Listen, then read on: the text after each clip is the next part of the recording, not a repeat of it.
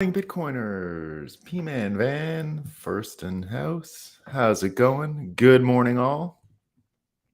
I don't know what's going on here, but I'm not getting. Oh, there we go. People are coming in. People are coming in. I'm getting the signal. I'm getting the feed. We're doing great. Well, I gotta say that it's nice and bright here in Montreal this morning. We got a maximum sunrise. And wait for it. Bitcoin's running. We're good, guys. All that's left for us to do is have a coffee and talk about what's new. So let me know if all of my streams are coming in correctly. I'm not sure what's up. Looks like I've got some kind of a pause, but we'll be okay. As you know, we like to start every morning with the fakest news we can find, right? The fakest news. We got an amazing Moscow time today. It was better yesterday, but yesterday was one of the all-time Moscow times. I'm going to do my best to make it as good today as it was yesterday, though. We're just gonna get loosened up here with a bit of this Moscow time. So the first one I got is one moment. What does Bitcoin have to do with the technological singularity? We'll get to that. Onamu Robin. We'll get to that. We got to start with some Moscow time though. So Blinken, the Secretary of State, Blinken, right? What did Blinken have to say, right? Well, he's not so sure about what our major threats are in America. This is what he has to say. You can't have a hierarchy when assessing the threat of climate change versus nuclear war, guys. You can't. Like nuclear war, you don't want to put it above, right? We're not into hierarchies, right? Everyone's equal. All threats are equal. Everyone's equal. We got a bit of climate change and we got some bees that are changing their migratory patterns. But nuclear war, we don't want to put it above. It's all the same, right? It's neutral threat levels, right? Neutral, the same threat level. Then I got this one here. Hold on. I got this one here. We're gonna do some real fun ones in a second. Of course, with Hunter Biden and his testimony. I got a whole collection of Trump ones today because there's way more on Trump's legal trouble than there is on Biden's. But this one's pretty good, right? So let's do the USA Today one yesterday about hurting Joe Biden's chances because of the legal troubles that he's in. USA Today modified the headlines. I'm going to give you the same story, new headline, new tweet that came with it. Trying to slime the president. Will GOP attacks on Hunter Biden hurt Joe Biden in 2024? Right. And here's the other. Here's the other one. Hunter Biden's foibles. Hunter Biden's foibles provide ammunition for Republicans who want to inflict harm on Joe Biden ahead of the 2024 presidential campaign. That's from USA Today. Aldous Huxley's Ghost. We don't normally like to do punchlines, but Aldous Huxley's Ghost put a good one in here, and he said, Hunter Biden's foibles, right? Sounds like Jeffrey Dahmer's unusual taste in cuisine. Pretty good. We got, I had another one here on Trump that was just amazing. Hold on. They came in slightly out of order today for some weird reason. I thought I did it right. Well, we got this one on the Atlantic Ocean, right? This is a good one before we get into the Trump ones, right? This one's pretty good. Remember we were talking about the UN climate chief, and he said, it's not global warming, it's global boiling, right? So climate change out, that didn't work, and then global warming didn't work, so now it's global boiling. And it looks like they've got the memo, MSNBC here. We've reached the boiling points part of our climate crisis, right? So climate crisis, it's all kinds of new words, right? You got to change it up.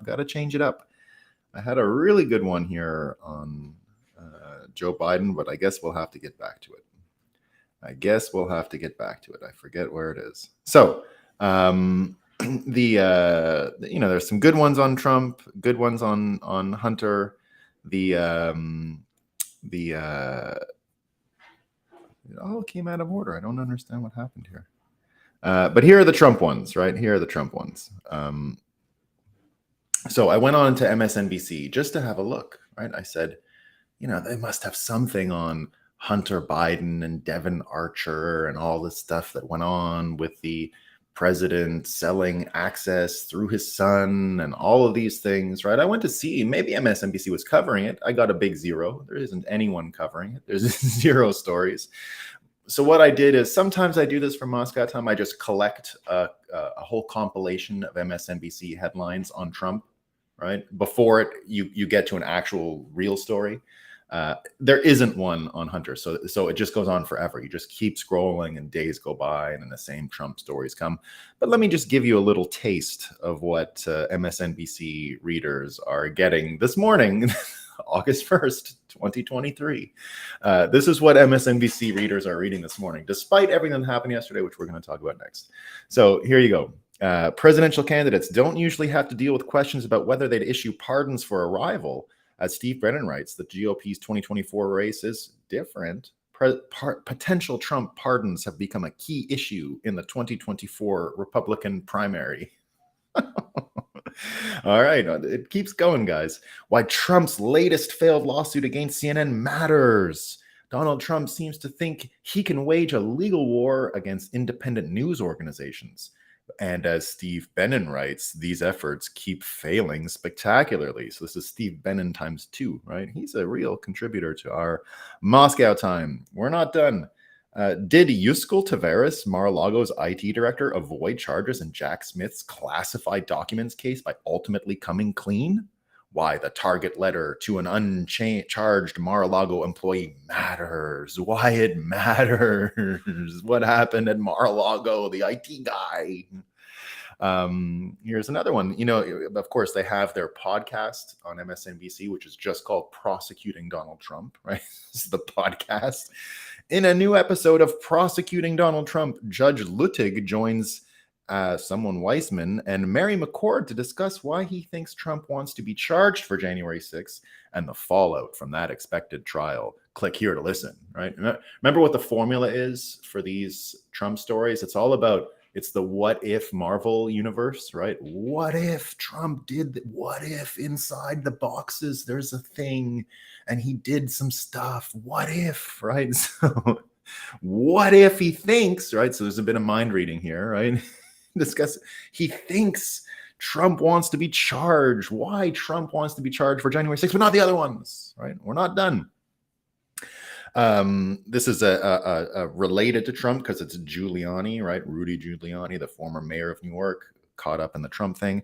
Georgia governor slams Giuliani over 2020 election falsehoods, right? The Georgia governor's denunciation of Giuliani rings hollow.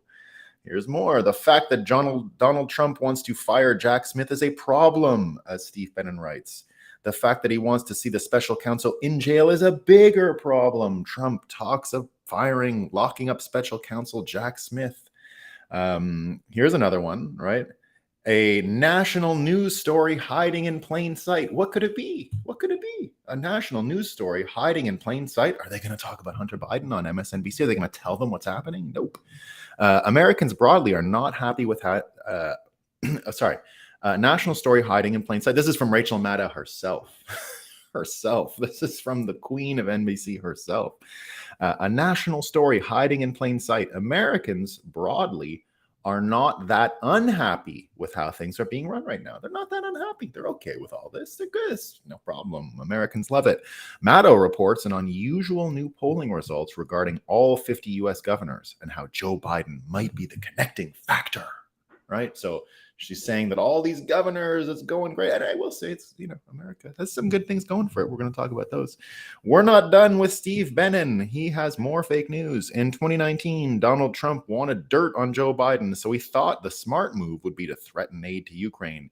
It led to his first impeachment. In 2023, as Steve Bannon writes, the Republicans are ready to do the same thing again, right? So there's another amazing Moscow time. Here's more. It's all coming together for a possible Georgia indictment of Trump for alleged 2020 election interference in the state, writes Jordan Rubin. This is all from today. We're ready to go. Fannie Willis suggested the Trump investigation is complete. The statement comes after heightened security measures were put in place and many staffers advised to work remotely. right? Because there's going to be riots. There's going to be riots. Steve Bannon coming in again. As Justice Samuel Alito condemns criticisms of the Supreme Court's integrity, Steve Bannon writes that the far-right jurist also engages in antics that undermine the Supreme Court's integrity. He's terrible. I got more. Trump's Save America PAC reportedly spent more than $40 million on legal costs covering the defense of Trump and other implicated in ongoing investigations. Co-author of this reporting, Devlin Barnett, joins Morning Joe to discuss. I got more. I'm not done. Finally, Trump's legal turmoil just keeps getting worse. Trump's role and influence in the effort to destroy potentially incriminating evidence of interest to the federal grand jury is unmistakable. It's pretty good stuff. It's pretty good, right? So all of this happened yesterday, according to MSNBC. And again, could we find anything in there about Hunter and Hunter and Devin Archer and what happened with Ukraine? Not a word. Not a word. So some amazing things can be actually distilled from that. So first of all, what happened yesterday? So as we mentioned yesterday, there was a testimony that happened on the Hill in Washington, D.C. with Hunter Biden's business partner, Devin Archer. So what everyone was saying was Devin Archer has turned, right? He was going to start giving up the goods on the Bidens. Now, a few things happened yesterday that are really weird and not normal. So first of all, Devin Archer testified not under oath. Very uncommon, very weird, right? They also made it closed doors, so this isn't public. There will be a transcript, but we don't have video of this guy going on and all that stuff. And I would also like to mention, again, what happened over the weekend with the Department of Justice coming out on the weekend and saying, this guy's got to report to jail and all that. Now, as we said yesterday, that ended up getting fact-checked, right? Community noted or whatever on Twitter, because this woman, Miranda Devine, wrote all about this saying, look, they're trying to get him in prison before he testifies, and that's what they're doing. And it's a really big problem. And then the Justice Department came out and said, no way are we telling him to go to prison right away. He's going to testify, no problem. This is totally normal business. But in the end, it's not normal to remind a court that this guy's going to go to jail. And what everyone is saying about it is that it was intimidation, right? It was intimidation. It was a way for the Department of Justice to say to this guy, if you don't, play ball the right way, you're going to be in trouble. You're going to have to go to jail. And what we ended up seeing was this weird circumstance where he goes behind closed doors, isn't under oath, but we still know what he says, right? So according to Kaneko the Great, this is what we found out yesterday. Vice President Joe Biden meeting Hunter Biden's foreign business partners, providing them with the illusion of access. So you're going to see the fake news today. Whenever they talk about this story, they always talk about, oh, no, it's true. For sure, Hunter Biden definitely had weird things that were going on, weird business partners, illegal stuff. And his dad definitely talked to them, right? Joe definitely talked to them, but it wasn't about business, right? Hunter was selling the illusion of influence over his father. It wasn't real. He didn't have real influence. It was the illusion of influence. Now, this talking point comes from Dan Goldman, who's the heir to the Levi Jeans fortune or something like that. And he's a real bootlicker, they say. That's what Glenn Greenwald says. So this guy, Dan Goldman, comes out at the thing and says, I just left the interview of Devin Archer, and I was the only member who stayed for the whole time. These are the facts. Archer testified that Joe Biden never discussed any business with Hunter and his associates. There was no bribe from Burisma to Joe or Hunter. This investigation has uncovered zero evidence connected to President Biden. In fact, the evidence is clear that President Biden had nothing to do with Hunter's businesses. The American people are tired of this wild goose chase. They're tired of the goose chase. It's terrible, right? So that's what he says. And here's what you need to know about Devin Goldman, according to Jeff Carlson. Goldman was the counsel for the House Democrats during Trump's first impeachment. That inquiry centered around Trump's call to Ukraine. Impeachment kept Trump from uncovering Biden's actions in Ukraine's actions that are now being disclosed, which explains Goldman's panic and lies, because everyone's picking up on his terrible body language today and how he was, sort of dancing out there and having trouble staying on point and on script. So everyone's sort of picking up on it today, the amount of meetings that he had, the number of times Joe Biden was with Hunter Biden on these calls. It looks like this guy did spill the beans and say, yeah, he did it. Now, you can see people are sort of moving the goalposts, let's say, right? So that's what this Dan Goldman ends up saying, right? And Colin Rugg sort of gives some context. He says, Democrat Representative Dan Goldman appears flustered after listening to Devin Archer's testimony as he tries covering for Biden family lies. Reporter, doesn't it contradict the president's statements that he never talked to Hunter's business associates? Goldman, I don't know what this comment is, and if we're gonna, well, I don't know. I don't think that's what he said. He never said that he has never spoken to anyone, right? So he just isn't able to say the story and isn't able to get it right.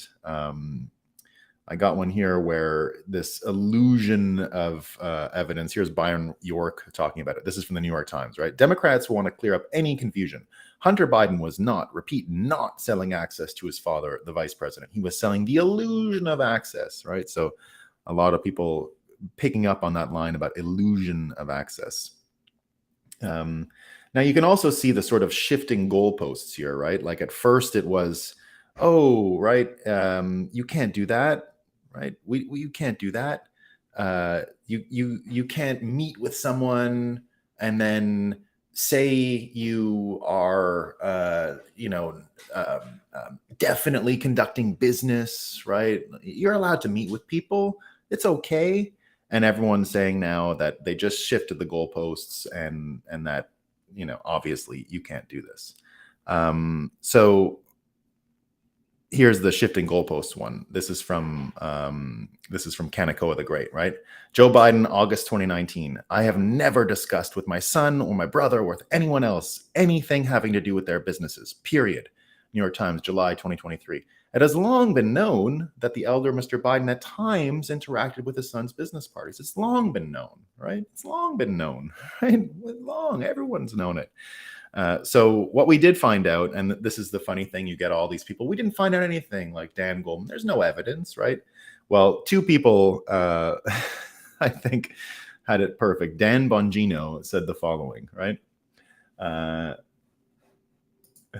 Illusion of access is an even better grift. Here's what Dan Bongino said. The Democrats are correct. Outside of the bank records, the suspicious activity reports, the wire transfers, the private bank transactions, the LLCs, the texts, the emails, the WhatsApp messages, the photos of Joe with Hunter's business partners, the voicemails to his son, the two business partners saying Joe is the brand and the big guy and the chairman, the two whistleblowers' testimony, the recorded phone calls between Biden and Poroshenko, the video of Joe Biden bragging about firing the Ukrainian prosecutor, and Hunter's statements that he's giving his dad half his income.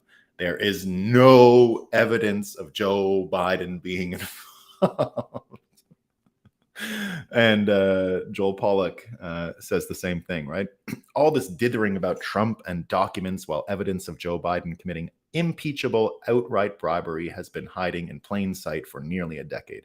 And Democrats and the media, with very few exceptions, strained to look past it. Enough of them they knew for years. And indeed, so we found out that for sure this is happening. It's been happening for years. But what Joel said here is the most important feature, that this has been going on for years and people look past it. They strain to look past it, right? And indeed, that's, I think, what most people are maybe shocked by or maybe opening their eyes to. I think all of us here are some of the most informed people in the world, right? We've seen this coming for quite a while. And now that it's here, it's hitting like a ton of bricks. It's one of these things, again, that's just a lot to handle, a lot to process. Many people will not be able to process it, right? Many people will not be able to understand exactly what's going on here. And simply because the implications are just too massive, right? We have actual proof now that the Bidens sold access, that there is a crime family running U.S. politics. It's just a lot for people to handle. You had Byron Donalds putting things plainly for people, right? And I think these houses are a really good way of describing what the Bidens are up to. Because remember, Joe has been a public servant ostensibly since the 1970s. Now, I have no problem with public servants making a little money on the side, giving speeches and all this stuff, right? I don't want them to be living off of a $100,000 salary a year. And that's apparently what he's supposed to have made for all these years, $174,000. But Byron Donalds, who was supposed to come to Bitcoin 2023 in Miami, but they had that vote on, I don't know, the debt ceiling or whatever, so we couldn't make it. But he's actually becoming really great, and I dealt a little bit with his staff, great people. And so Byron Donalds has a history on Wall Street working in this stuff. And he says the reason why Joe could buy these multi-million-dollar mansions is because Hunter got paid to sell the Biden name across the globe. Going back to my banking days, there's no way he's qualifying for loans to buy each of these $5 million homes while making the money that he made. So I think people are going to be able to use that as a pretty good example of what's going on. So the thing about this story in the end, right, and what we're learning about the job of the president and what we're learning about the reaction to it by the media are the most important pieces of this puzzle. And RFK had a really great tweet 2 days ago, or just yesterday, pardon me. Yeah, from the 31st. Yeah, he's got like 2 million views on it when I when I took these notes. And it comes down to the job of the president, and something that we've talked about here a few times, right? This illusion of access and what it means, right? Well, what does it even mean to be the president anymore when all this stuff is going on and president after president, except for Trump, have become way richer when they enter office, way richer when they leave office than when they enter office. You know, Trump is the only president to be much poorer, much poorer. I mean, he took a major financial hit in becoming the president of the United States because the media hated him so much that they did everything to destroy his brand. And I mean, he can't just be the old Donald Trump. There's no going back for him. He can't just go into like name licensing deals and stuff like that. Now, I think some people love him more than ever, but it's just a different business model. This old business model is broken and can't work because of what happened. But here's Robert Kennedy talking about the job of president, and we're going to talk a bit more about it. And remember what we've discussed here many times. The job of president is kind of a made-up one in a sense, in that there's no like guidebook, there's no instruction manual. There's a few guideposts in the Constitution, but not much, right? It really is sort of a job that is defined by how you practice it, right? And every time it's practiced differently in different generations, of course, one president will take a few cues from the last president, and the form and function of the office is sort of generational and has changed over generations. And John F. Kennedy, when he was president, did some amazing, innovative things, right? He had these regular TV addresses that people loved, and that was new for the medium. If you go back, Roosevelt, of course, Franklin Roosevelt, very proficient in the radio when that was a big thing. Trump, of course, so proficient in Twitter and just a different character. But the way people use the office, the way they exercise power in the office is not defined by any particular document or any user manual or anything like that. It really is just an organic thing that grew into what it is today. And the job that we see there today really came from World War II and the Cold War. And if you listen to this quote from John F. Kennedy, you'll find out that it actually came from the job that we understand as president today, right up until Obama, including Biden, probably not Trump, because Trump is, again, the only president to not start a foreign war while he was president. And here's what Kennedy says the president has become, right? And this is the hard part. This is the hard part. This is the part where Americans have to sort of break up with this idea of what America is, the president is, the leader of the free world. Remember this ridiculous title we've been talking about for a while, the leader of the free world, right? Oh, you're the leader of the free world. So this is what Kennedy has to say about the leader of the free world, right? He says, Joe Biden's illegal refusal to release the JFK assassination records and his reckless escalations in Ukraine remind us of New Orleans DA Jim Garrison's singularly insightful quote from his book, Heritage of Stone. Until the work of the Kennedy assassins is undone, presidents will come and go, but the warfare machine and its extensive intelligence tentacles, domestic as well as foreign, will remain in control. The assassination reduced the President of the United States to a transient official, a service of the warfare conglomerate. His assignment is to speak as often as possible about the nation's desire for peace, while he serves as a business agent with Congress for the military and their hardware manufacturers. Yikes. That's it. That's what's going on here. I think Robert Kennedy has sort of figured out what's happening. And if you take what Kennedy has said to be 100% true, which I do, this is exactly how I see the world. This is exactly why I predicted Kennedy would be a big deal. Remember, everything that I predicted about Kennedy, why we talk about Kennedy regularly on the show, why Kennedy came to Bitcoin 2023, because I was after him and I was telling other people, you got to get him and he's going to be the greatest Bitcoiner and we got to get him. I didn't know anything about Bitcoin for him, right? It wasn't even in the cards, not even close, not even in the cards. All I knew was that Bitcoin's story goes back to 1964.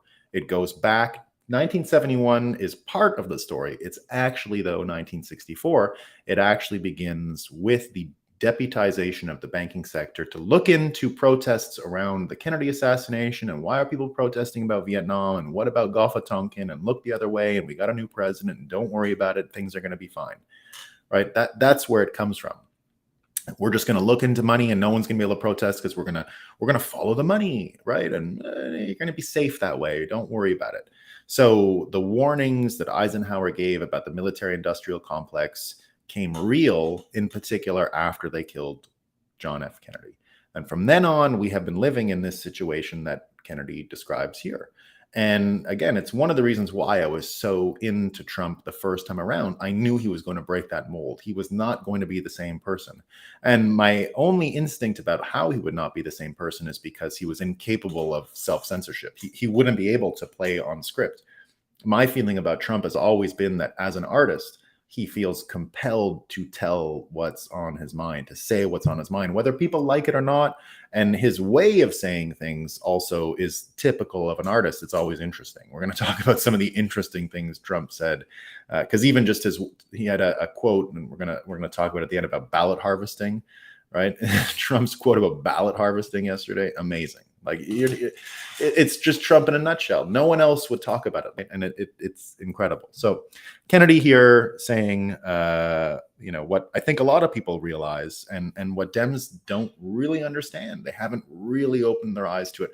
I think there's a lot of Republicans that haven't opened their eyes to it either. But that's what Trump did. Trump was a major break with reality for a lot of people. And it did lead a lot of people, patriotic Americans who love America, to understand that the America they love wasn't exactly the thing they loved and it had to change. And so that's why you get all these sort of people in the Trump camp, right? I think this is going to spread throughout the country because here's a Scott Adams observation today, right? This is what he says about the half of the population dealing with this Devin Archer case, because the Devin Archer thing is catastrophic. You might hear fake news out there saying, "Oh, the news that he was selling the illusion and he didn't say anything and it was closed doors." It doesn't matter. It's over for this guy. He ain't going to be able to make it out of this. There's now impeachment stuff, and here's what happens: they have enough now. Republicans have enough to go to the White House and ask for a deposition from the president. That is now on the table. You're going to see Jim Jordan in the next few days. You're going to see congressional Republicans go to the White House and get a deposition from the brain dead guy who's the president. And nobody can help him in that situation. He's a lot of lawyer, of course, but this will be a real thing, right? The cameras aren't going to be rolling, but they're going to get the statement. They're going to get the statement. He's going to have to lie. And they're going to proceed with impeachment immediately. You had Rep. Luna yesterday talking about why it's important to impeach now. So this impeachment is coming. It should be here by September-ish. I can't imagine this taking much longer than that. And there'll be no more suppressing this story. So again, why I predicted a few days ago that Biden ain't going to make it. He ain't going to make it to Thanksgiving, guys. That's the end of this guy. So that's what I think anyway. We'll see. I could be wrong. So this idea of the ignorance of half the population, like I said, I just went on MSNBC. If you listen to Glenn Greenwald and you listen to all these other people, you'll understand that the Operation Mockingbird has put the tentacles that RFK was referring to, the national intelligence, security intelligence, the long arm of the U.S. military industrial complex, have been influencing American news media since the time of JFK's assassination, probably earlier. And like that, one of the reasons why I did the MSNBC exercise, which we've done before, of just taking their Trump headlines for the day and contrasting them with any other headline, you can tell immediately these people have an agenda, obviously, and are purposefully manipulating events. And Scott Adams says the following: "My condolences to the half of the country that doesn't know the biggest story in American politics by far broke today. This is what they prepped you for. It worked." Right? So that half the people don't even know this is happening is absolutely a way of manipulating folks and pushing them into this thing, right? And even just look at the contrast, right? Just the idea of all of these things like Dan Bongino just mentioned, right? If it wasn't for the FISA acts and the bank statements and the whistleblowers and this and that, right, we wouldn't know. And then you contrast it with what MSNBC is going on, right? What about the boxes and the newspaper clippings in the boxes? And what about the attack plans that you never heard about and won't hear about, and no one will show you, and no one is talking about, and no one knows what's really in there, right? The whole thing, of course, about why the boxes hoax is so good is because you can just imagine what's in them. What's in them? What's in the boxes? We don't know what's in the boxes, right? So, but here's what it ends up doing, and this comes from Vivek Ramaswamy, who has that same Trump ability of saying things that don't quite light your brain on fire, but that are clear and direct, and you can't stop looking at it, right? So this is what he says. He called everything to do with this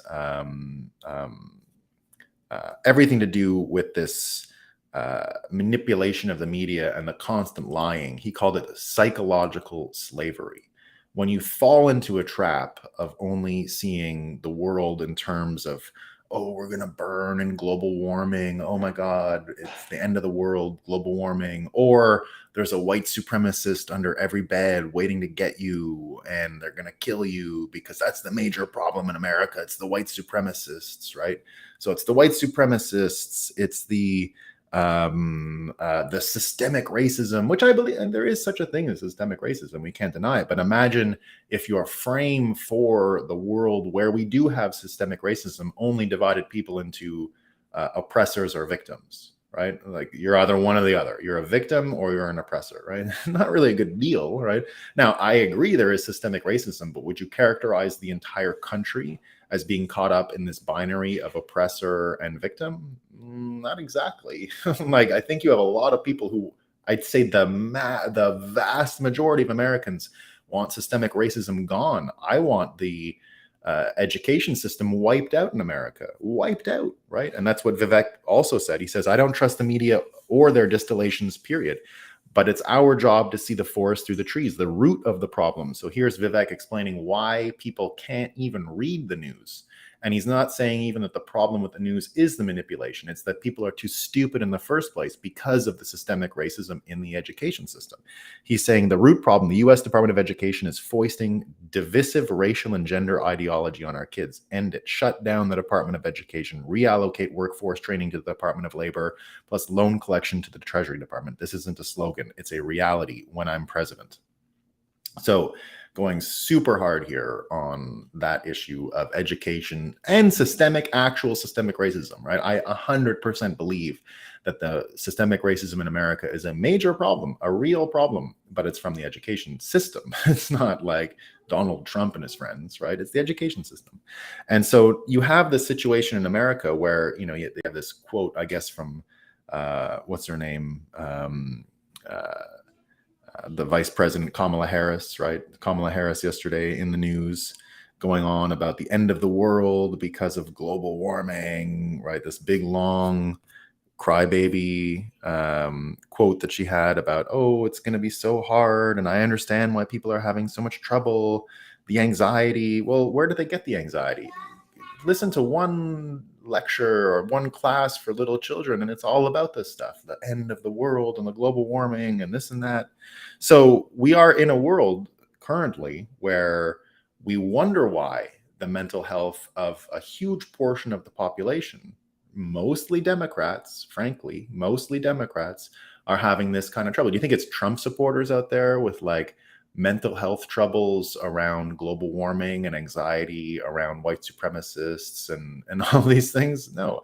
Is it Bitcoiners out there that have all this anxiety about global warming and white supremacy? No, right? There's only one group of people suffering from global warming anxiety and the belief that there are white supremacists under their bed and that the whole thing, the whole world is systemic racism and you can't get out of it, right? And you wonder why these people have mental health issues, right? It's a big mystery why all this mental health trouble is happening in America. Well, if you go by what, and this is RFK's sort of path to victory that he calls it, right? What is his path to victory? He said it a few times. I'm just going to tell the truth. That's it. That's his whole thing. This is his whole plan, right? How do you bring Americans together and fix the mental health crisis? Stop lying to them. It couldn't be simpler. I never had it down that simple as RFK got it, right? And he's right. Literally, that's all it takes at this point is to just tell the truth and stop lying and stop spinning people. Now, it can't happen, of course. We see why it can't happen, right? We have this stunning news. We have a system that still can't deal with the contrast, right? They impeached Donald Trump out of a 20-minute phone call, a perfect phone call, as he called it, right? And remember the meeting Don Jr. took with a Russian nobody in the Trump Tower? We heard about that shit for 4 years, right?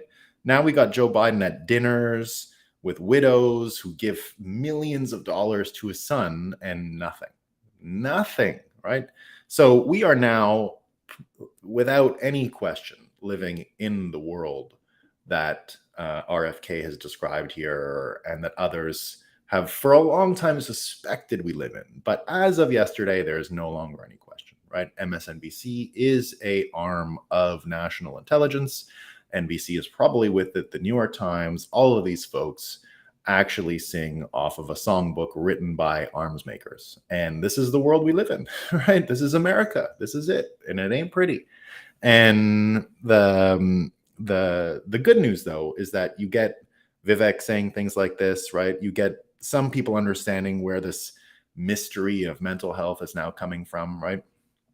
And you're able to now, I think anyway, see the battlefield clearly where we couldn't before. So this is in 5G warfare, of course, where the whole destabilizing aspect, and we've talked about Michael Flynn's book many times about 5G warfare. Remember, you don't really know where the psychological manipulations are coming from, right? That's the hard part of 5G warfare. But it looks like now we finally have footing. We're starting to clear the fog. We're starting to understand the battlefield much, much better. And at this point, there is little way to deny, and even the apologists for the Hunter Bidens and the national security apparatus and the deep state, they're running out of shields, let's say, right? The ability to protect against this stuff is going down. And now we're moving into a world where things, I think, are going to change really quickly. So here's an amazing, simulation wink or turning of the tide, or once you get all this stuff being discussed, right? At the same time, the person most responsible for the 2020 win by the Democrats, right? The 2020 win by Hunter Biden or by Joe Biden in the US presidential election. The man most responsible for that, if you didn't know who it was, let me tell you. This is the way that Joe Biden legitimately won the 2020 election.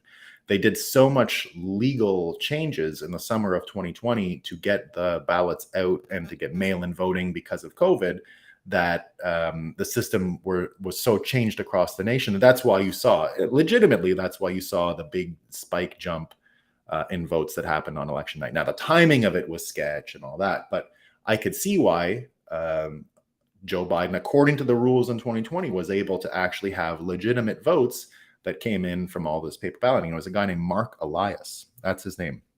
But things haven't worked so well for Mark Elias. Here's what's going on.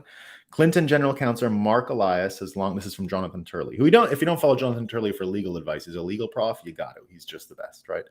Clinton General Counsel Mark Elias has long carried more baggage than Amtrak from the Russian collusion claims to gerrymandering efforts. In April, the DNC dropped Elias. Now the Biden campaign has also done so. Elias has been sanctioned in the courts, accused of lying to the media and engaging in gerrymandering. The Clinton campaign was fined by the FEC over the hiding of the funding of the Steele dossier as legal expenses. So he was behind that too, right? Yet someone from DCCC was something like that still retain allies. A Republican group recently filed new alleged violations with the FEC. So this guy's getting pushed out. Now, what's happening simultaneous to that is Trump goes on yesterday, on Saturday night. And this was the Erie, Pennsylvania thing I was telling you about. That was electric and great. So Trump comes out and says the following about his competitors and Vivek and everyone else running for. He goes, they should all just quit and give all their money to the largest ballot harvesting operation in the history of mankind. So it's not just that he's saying, oh yeah, we gotta get out there and do some ballot harvesting like the no. He does it the Trump way, which is everyone drop out, right? Which is already like, what? Give me your money, right? And we're gonna do the biggest whatever, right? You gotta love it. You gotta love that kind of humor. Only he can do that kind of a thing, right? It's not even like, let's ballot harvest too, rah, rah, rah. Nope. Everyone quit. Give me your money. It's going to be the biggest ever, right? But his plan could work. I mean, it really could. That's what has to happen. Here's Jack Posobiec saying, Trump calls on all Republican challengers to drop out of the primary and their funds be used to finance the largest ballot harvesting operation the world has ever seen. So you get the Dems losing their main ballot harvesting, schemer, right? And he looks really good at his job. If you look at this guy talk, you're gonna, if you're in the market for a really sketchy lawyer who's a good lawyer, I bet, right? But because he does the sketchy stuff, this is your guy, right? He needs a job. If you need a sketchy lawyer, right? If you're Richard Hart or someone and you need a wicked sketchy lawyer, here's a guy. Here's a guy for you. This guy knows what he's doing. So that's great news, right? That's great news. Now, at the same time, you have the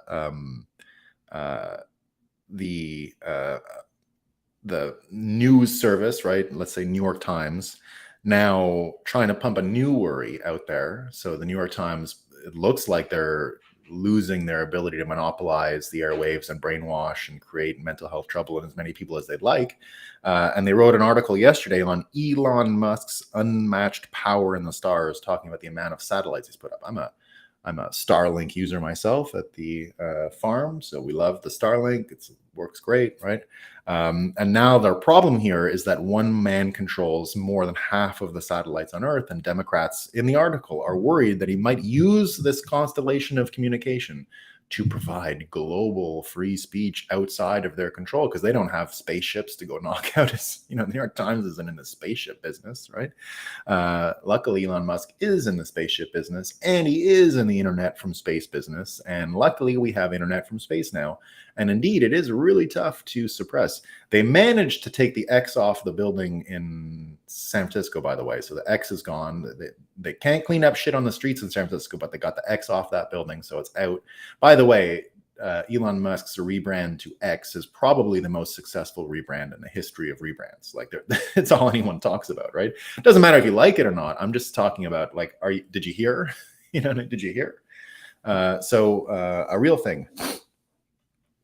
At the same time, yesterday, Elon Musk and Twitter have begun to sue these fact-checking organizations. So they got the space satellites. So it doesn't look like we're going to be losing our freedom of speech, right? It looks like we're going to be able to at least have a network, and it'll mean a lot for anyone who needs propagation of information. We got the satellites, right? It's excellent.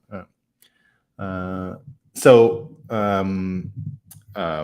the case that they have, the case that X has brought forward, Twitter has brought forward, is going to be on the Center for Countering Digital Hate, which is how this information laundering, suppression of news, really how the mental health crisis in America has been so long coming and so sustainable, right? The sustainability of the mental health crisis in America is because of organizations like this.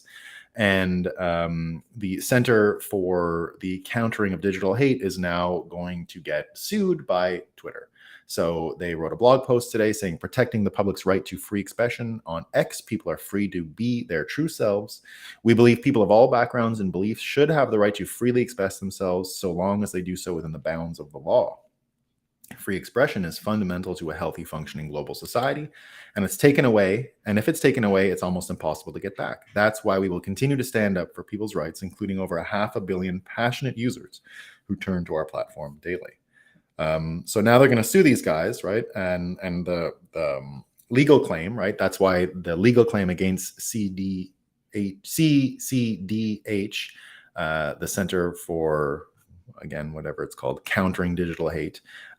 X not only rejects all claims made by the Center for Countering Digital Hate, but through our own investigation, we have identified several ways in which the Center for Countering Digital Hate is actively working to prevent free expression. That includes targeting people on all platforms who speak about issues the CCDH doesn't agree with, attempting to coerce the deplatforming of users whose views do not conform to the CCDH's ideological agenda, targeting free speech organizations by focusing on their revenue stream to remove free services for people, and attempting to illegally gain unauthorized access to social media platform and data and to misuse that data. So he's also suing them because they were doing some scraping of the data that people have been doing for AI training on Twitter. So he's getting them on that as well. So bad news, I'd say, for the industrial censorship complex. And if that's not bad enough, Vivek was on Timcast yesterday on Tim Pool's show, talking about, I think, what's most important in this discussion and really the Bitcoin angle here. Which is, of course, we understand, right? And it's the reason why I'm a one-issue voter, and the reason why my one-issue vote remains with Bobby Kennedy for now. And I love Bobby Kennedy. I'm not like threatening to take away the vote. I'm a one-issue voter, but Vivek here making a strong play, really strong, if you're a one-issue voter like myself. Because inevitably, what funds the industrial war machine, what it funds the industrial censorship machine, is the lack of accountability in money, right? Who pays for all this stuff? The result of this is you get censorship people in charge of free speech, you get unhealthy people in charge of your health, you get poor people in charge of wealth, you get you get the opposite of what you intend when you don't actually have a accountability system that is money, right? Money in, money out, that makes sense. We don't have any sense of money in our bureaucratic system and all that, because it still is coming from the logic of World War II debt issuance and public finances, which can be completely manipulated by exactly what we're talking about here, the media. And because the money and the feedback loops and the incentive systems are all lost on people, we think that we just hope that everyone's just being nice and everyone's looking out for us. And it's not true, right? So here's what Vivek says, right? And I think Vivek has talked about doing this throughout the federal government. But this is the answer, right? I will reduce headcount at the U.S. Federal Reserve by over 90% and limit its scope to doing exactly one thing: stabilize the dollar as a stable unit of measurement. That's it. I'll make the 2024 election a referendum on the Fed and put the beast back in the cage. Now, will this work? I think so, right? But how do you stabilize the dollar? Well, I got a few ideas. Bobby Kennedy's got a few ideas, right? And I think Vivek is smart enough to know what will work to stabilize the dollar. So the good news is, right, we got election gerrymandering going on big time. We got people talking about destabilizing or stabilizing the dollar and destabilizing the Federal Reserve. We get the actual heir to the Kennedy world running for president, saying we haven't had a president since my uncle and Donald Trump himself. And if we keep on this path, we're not going to have one. So it's kind of a return to the king, right? Today I used the Lord of the Rings third book title, The Return of the King, and I changed it to The Return of the President, and I put JFK up there, dressed as the actual king of Gondor, not the steward of the Gondolar, which is what I've called Biden for a long time, right? The steward of the Gondolar. We have the return of the king of Gondor impending, right? The Democrats have lost their Mr. Elias. He was the one who won them that election, right? That was him. lot of people knew this from the beginning. As someone who takes special interest in gerrymandering, I was very impressed with his work over the summer and of 2020, because a lot of that happened in the wake of COVID. And he went from state department to state department manipulating voter systems and all that. And he was very successful, right? Which is why I was very quick to admit that that Joe Biden won the election in 2020, because I could see the rules changing. And which is why I was talking about it being a hung election and no results coming. I was talking about that from at least August of 2020, that there would be no clear winner of the election and it was going to be a scam and we would end up in this situation that we're in today. So there you go. All right. Let's see what the comments are. Good here. Isn't it amazing? Recently, an emoji was judged as an agreement, but people meeting in the same room texting messages are an illusion. Yeah. I dated them since you might want to be covering for what you said in the past. And going, yeah, to the enemy using randoms. I don't know what that is. Tyler. So it was a hologram of Biden that Miss Lardy Blackfast. Yeah. I don't know what's going on in Tyler here.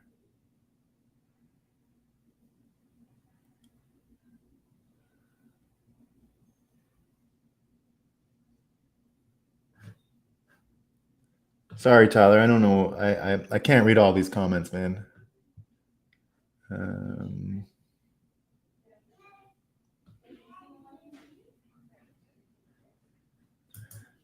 All right.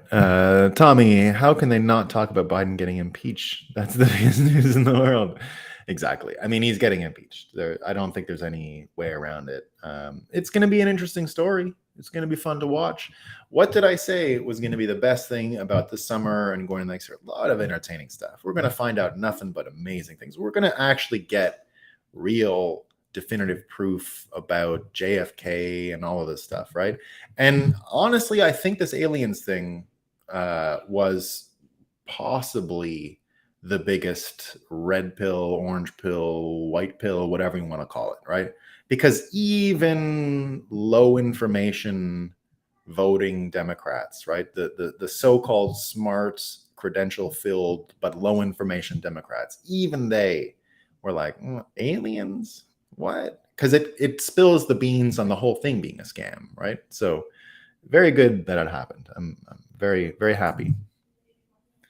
I hate closed door meetings in Congress and how the Democrats run out with a weird screaming nothing burger and everyone printed it. Everyone printed it. That's when they will crash the market, making people worry about survival and not the Bidens. I hope not, Dan, but we'll see. Even if it's a huge story and lots came out in the meeting. They don't want to know.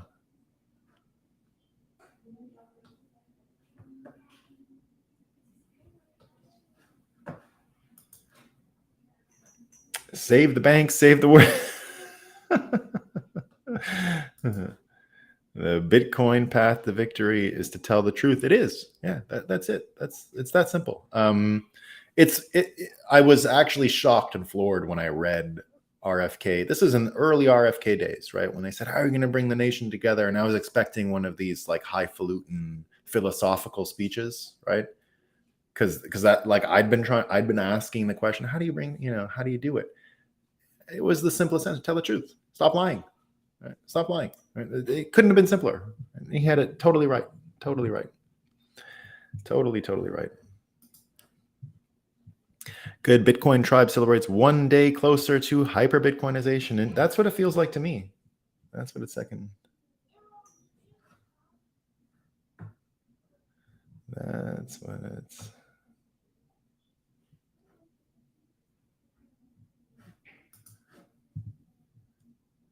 Certainly a good day. Yeah, Clout. I'm the same. Yeah, sorry, Tyler. I can't follow the same frame, and I don't have too much time. I got to read these quick. We got to entertain the people. We love entertaining. I saw hundreds of thousands of votes come off Trump's numbers. The same amount go on to Joe Biden. Not to mention they stopped the election, but he won without cheating. Well, look, a bowl of soda. The cheating was before. Like, do we need to catch them in the actual votes? It's a waste of time in a sense, right? Did they manipulate the actual rigs? Maybe. Like, I wouldn't be surprised at all if the machines were rigged and what you're saying is exactly true. But it was already manipulated before. There was already election interference every day from 2016 to 2020. Like, it doesn't matter about the votes, right? Voting doesn't matter. Now, all I mean to say is that it is possible, given the gerrymandering and the voting ballot harvesting, that he won. You have to admit that it's at least a plausible scenario, and it's a waste to fight it. Like, it was influenced, it was manipulated, the election was unfair, the election was a scam, it was stolen. Like, all those things are true, but they can be true without having to prove that the votes were stolen, right? Now, one of the amazing things, and here's where I continue to say that what Trump did to the Republicans, Kennedy can do to the Democrats. And why that's so important. It's so important because of the following thing. When Trump won the Republican primaries, he brought in so many new people. And even in his general election, these aren't the same Republicans. These were new people that don't normally vote. Because what do they get in the American elections? Like, 100 and something million votes. It's not everybody, right? We're still only at 60 something percent, 60, 70%. Everyone's fighting over the 5% of voters, right? But if you come out and you generate interest in 10% of the population who never voted before, that completely unbalances the cheating. And that's what Kennedy can do. Kennedy can bring in brand new people who haven't voted before, that won't be part of any of these composite models and voter outreach and targeting systems. These are new people. And that's a very powerful thing, to bring in your own cohort of new people to a political party. That's one of the most amazing things Trump did to the Republicans, and it's what Kennedy can do to the Democrats, which is very destabilizing to their system, because they're used to fighting over the same people and brainwashing the same people. He can do more. So, a bowl of soda, look, it got you banned from doing what I do, talking on the internet to say that the voting systems were screwed up. So I kind of trained myself to not care, right? Now, if it comes out as true, yeah, I'm not going to be surprised. I'm not going to be like, whoa, I'm just not going to spend my time on it. I'm convinced the election was influenced in a scam from way before the actual votes, right? That didn't matter. It didn't matter. I was predicting what you saw by August. I was saying, no, there's not going to be a result. It's too scammy. There's no result coming, right? We're going to have two presidents, which is what we're at.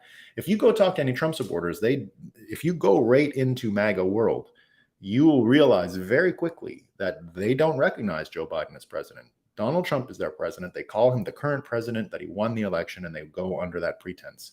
And that's fine with me, because that's what I said would happen. What I said would happen in the summer of 2020 is we were about to have two presidents, and the country would psychologically split. And every one of these two groups would recognize different authorities. And that Trump would go back to the winter White House, which is what his Mar-a-Lago was called, and he would rule from the winter White House, which is what he's done, right? And by rule, he just says crazy shit and gets a lot of attention, which we love, right? Yeah, curve crashing, huh? Isn't that that's the stablecoin one, right? That's the first thing. No, that's when ballots from being online with Ukraine during the vote shutdown at midnight and millions of more votes. Yeah. But again, like, I don't know where those votes came from, and I don't know anyone did. My understanding of what happened on the night of was that they had to dump them because Trump was winning the day of, and they didn't want it to change when people woke up. That convincing people that the mail-in ballots, the scammy ballots, were coming in over days was going to be too much of an argument, too much of an uphill argument. So they had to do it that night. So as I understand, their votes were real, but the timing was screwed up because they couldn't deal with him winning overnight. Now, I don't know, like that just seems like the most plausible to me. And I'm only just sort of guessing, right? I'm filling in the blanks with a narrative story. So I don't know the truth, but I don't need to know where the votes came from, and I don't need to know that it was a scam to move on with my life and accept the 2020 election as a complete fiasco. right? Which I do.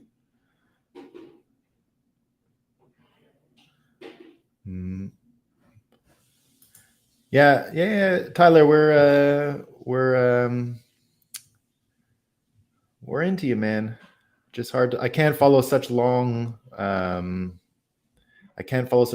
threads, right? I just can't I can't follow such long threads. Can't read it all. Send me a note sometime though, Tyler. You can DM me on Twitter. Or ever spoken with Jack Cruz? No, I haven't. Capenta? No, I haven't. Morning, Brenda. Curve is under pressure on DeFi and is a big liquidity trading pair that is drying up right now. They are forced to sell Bitcoin for more Curve liquidity to avoid giant sell-off of Curve. Yeah, okay. Yeah. Semiconductor story. Yeah, I haven't been following it because I didn't think it was going anywhere. Yeah, Capenta. So pardon me, everyone. That's why I haven't been giving you updates on superconductor stories. I know enough about Korean academics and Sky. So if you guys don't know, I lived in Korea for a couple of years. Big fan of Korea, love Korea, speak a little Korean, can read and write Korean. Not well, but I know the alphabet, let's say, Hangul. They have a big history of academic scams. So I didn't trust it from the start. Now, I think Koreans can do all kinds of amazing, innovative things, but when I see it coming out of heavily scripted, this has happened before, right? They did this before. It's not the first time big things come out of Korean universities and then they're not that big, right? They're not that big at all. So there you go. Hoped it was true. And I mean, it looks like there's another one out there. There is someone who filed a patent in the past couple of weeks for these superconductors at room temperature stories, and they seem to have a legit thing. But I'll only follow it when I get a bit more proof. Oh yeah, exactly. The superconductor story looks like a monopole magnetic material. Yeah, that's why one side floats and the other doesn't. Exactly. Yeah, it's not.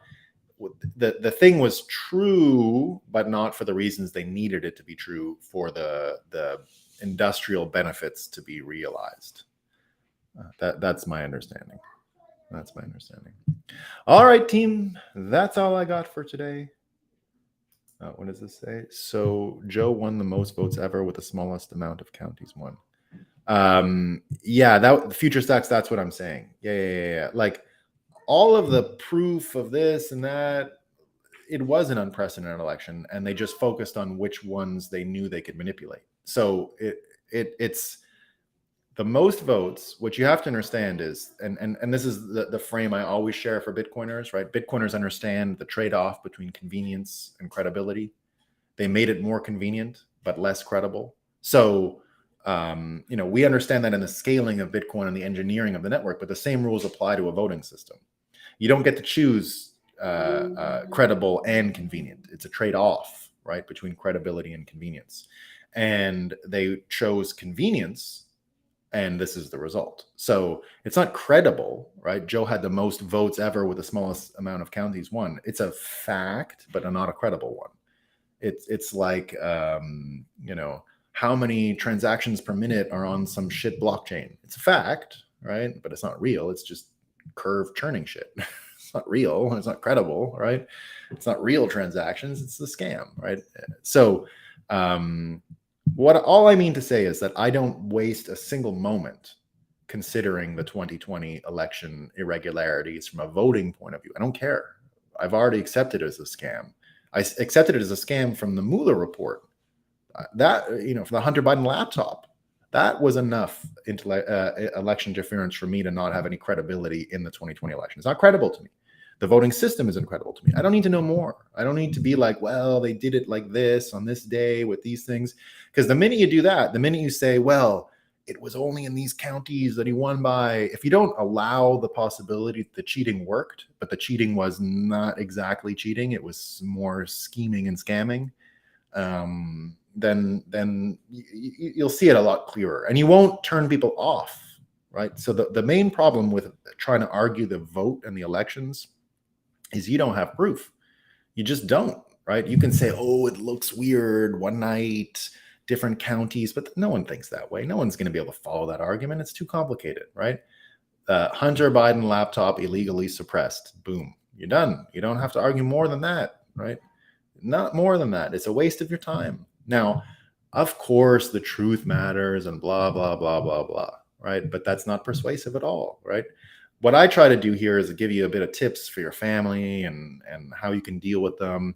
Sitting around with never Trumpers and anti-MAGA people and people who are just still stuck in this system, it ain't going to persuade them, right? What will persuade them is make them explain to you what the Russia collusion was. Just explain it to me. What happened? I didn't hear. I didn't hear about it, right? Oh, that, what? Let them explain it to you, right? Let them explain the Hunter Biden laptop story to you. And then just ask simple questions, right? And they'll fall apart. They'll fall apart. I had this at work the other day. Someone had a bad idea. You want to know if you're at work and you want to get a bad idea out of the way that you don't want to deal with, right? Here's how you do it. Write it down. Explain to me what I need to do. Just write it down. And once it's written down, I'll think about it, right? Then I'll understand it better. But the minute someone has to write down a stupid idea, they'll know it's stupid. It's easier to say a stupid idea out loud than it is to write it down. And it's in the same way that if you're arguing something with someone and you're just going like the global warming debate, right? Oh, you don't understand science. No, you don't understand science. No, this is what science is, right? It doesn't get anywhere at all, right? So what you do is you just say, oh, I didn't hear about that, right? What happened? And make them explain it, right? They won't be able to. Now, this voting thing, I mean, we don't know. We just don't know, right? Now, I wouldn't hire Dominion to run my elections, right? Like at all. And were the machines corrupted? I bet they were. I mean, I bet they were. What we saw in Arizona was the machines were corrupted. Right? I would bet money on them being corrupted, but I'm not going to argue it with people because I don't know. I just don't know. I know what they did with the Hunter Biden laptop thing, and I know Russia collusion was a big fake story. So that's enough to persuade people the election was interfered with. You don't need to go further than that. And the only reason I even bring up the gerrymandering is for my own explanation so that I don't bother arguing things that I don't really care about and have no stakes. There's no stakes in getting that argument right? None. Yeah. COVID ended the primaries and allowed them to crown Biden. That's exactly what happened. Yes. So it doesn't matter. It just doesn't matter how the actual voting went down. It was not credible. But because it wasn't credible, yeah, Joe Biden could have won the lack of credibility system, right? With a bad system, he could win. For sure. He couldn't have won on a one-day paper ballot system. Then he would never have won that election. Not even close. Even with the Hunter Biden cheating and the laptop and all that. So there definitely was ballot harvesting. They made ballot harvesting legal. And whether the machines were complicit in this and the Dominion things, my bet is probably, but I don't, like I said, you couldn't say that out loud. You can now is what I understand, but you couldn't say that out loud on YouTube. So I had to train myself to talk about this stuff other ways. And now I just don't even care, right? I don't care. And even Trump, I mean, he should not go on about the 2020 stuff the way he does, right? He should just say, I'm going to make the next ones clean. This can't be about, Trump's ego and all this stuff. That's the bad side of Trump, as much as I love the guy. I'd rather what RFK is talking about here, right? Changing the job of the president, which Trump did very well. All right, team, that's all I got for today. I'll see y'all tomorrow. Hope you have a great day. I hope, get some good prices on Bitcoin today. That would be awesome.